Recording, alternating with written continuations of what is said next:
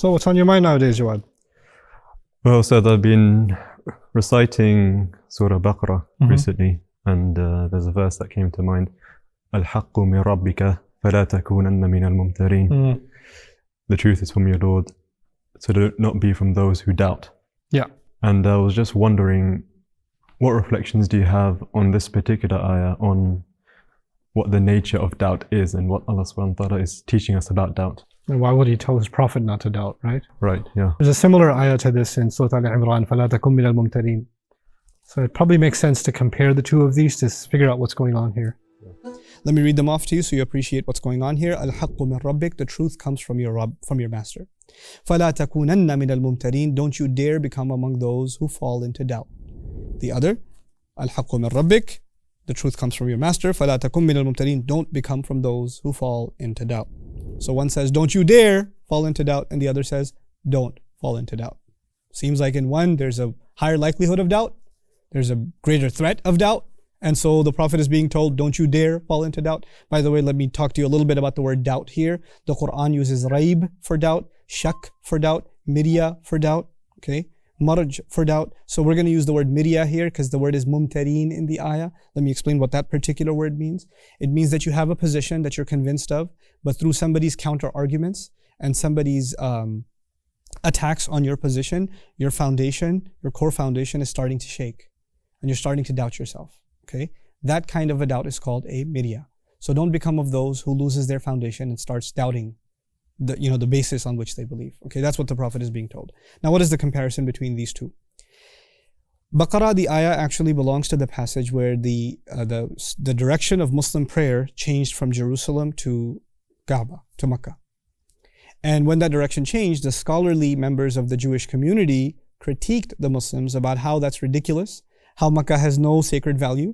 Historically, the sacred house is Jerusalem.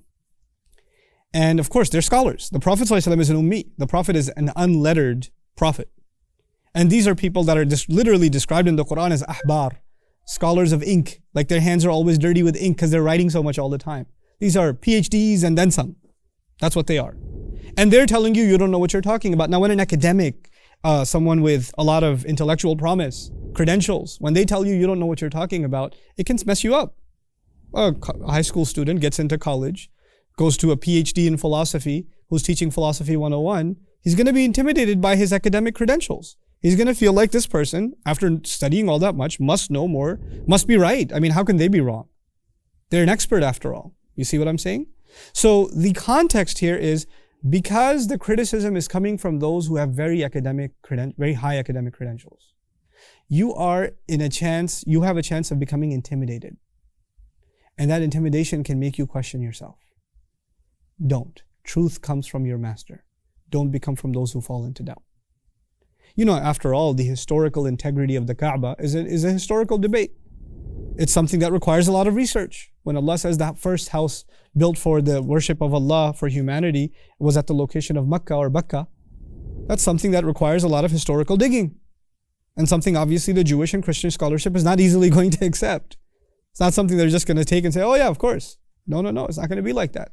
And Muslim scholars, by the way, on that subject have done amazing work that needs to get translated because they've actually done research from the Bible that shows that it's Makkah. You know, from Tawrat, from the Hebrew Bible that has shown that it's Makkah. Inshallah, one day we'll get to that. But on the other hand, Allah is talking to, the Prophet is talking to the Christian community that came from Najran, that's in Aal-e-Imran. And they're talking about how Jesus is the Son of God. This is not an academic complexity. Truth is from your Lord, don't be in doubt. Don't you dare fall into doubt. There's no threat here. Just don't be doubtful. They might come up with some philosophical arguments justifying, their faith, but there's nothing big here. There's no real threat here. Nothing to be intimidated by here. Just stick to the truth. Just stick with the truth. So when you're being, the lesson drawn for you and me, of course, is that there are two kinds of doubt. There's emotional doubt and there's intellectual doubt.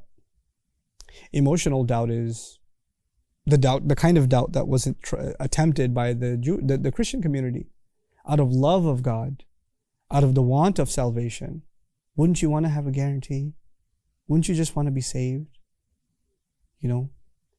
And then through that, and by the way, when people are not feeling love in the Muslim community, when they don't feel love, and then they go to the Christian community and they feel loved, then it makes them start doubting Islam. And you think there's an intellectual problem, and you start arguing 3 is not 1, 1 is not 3, look at their Bible, look at how much it's changed and all this. You're making intellectual arguments, but their doubt isn't intellectual. Their doubt is emotional. Their doubt is, if those people are wrong, why are they so kind and nice? And if we're truthful, why are we so mean and insensitive? That's the doubt. But the academic doubt is a different animal altogether. The academic doubt is about making arguments that are, they sound so elaborate with all these terminologies and all these books and papers and research and all this stuff that looks so staggering and intimidating that you say, man, I don't know if I can believe what I believe anymore, because there's a lot of PhDs done on how he's not a prophet. That's intellectual doubt. Of course, the Muslims are supposed to fight both doubts. Allah did not dismiss one doubt or the other. The academic doubt came from, the attack of academic doubt came from the Jewish community, the Jewish scholarship. The emotional doubt was brought forward by the Christian community. And Allah acknowledged both of them. He did acknowledge that the academic is more dangerous. He did. And by the way, let me tell you why now the emotional is less dangerous. I'll tell you why. The Prophet ﷺ is not a scholar. He didn't study in a seminary. He doesn't have a PhD. He's not an academic. He's not writing books. So they do have, in that sense, what they might think is an upper hand, yes? But with the Christians, what they have is love. What they have is softness. What they have is character. What they have is kindness, compassion, mercy. The Prophet has that more than anybody ever did.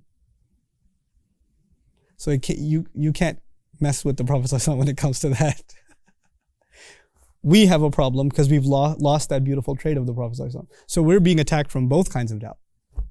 And that's why the second doubt is not as big of a threat in these ayat, because what they have to offer in terms of softness and kindness and love and mercy, more than they've ever experienced, is already there in the person of Rasulullah sallallahu alaihi wasallam. It's already there. May Allah Azza wa Jal make us a people free from doubt of all kinds. And may Allah Azza wa Jal help us understand what remarkable lessons of transformation Allah is teaching us through these powerful ayat. Barakallahu li wa lakum. Wassalamu alaikum wa rahmatullahi wa barakatuh. Almost 300,000 souls have already been gifted a Bayyinah TV sponsorship, and the impact has been immense. But over 50,000 eager students who can't afford it are still waiting to begin their journey. You can help. Visit bayyinah.com/gift to share the gift of the Quran, so that another soul can explore the depths of Allah's words. Their access lasts a year, but its impact may last a lifetime. I want you to help me help them and give the gift of Bayyinah TV today.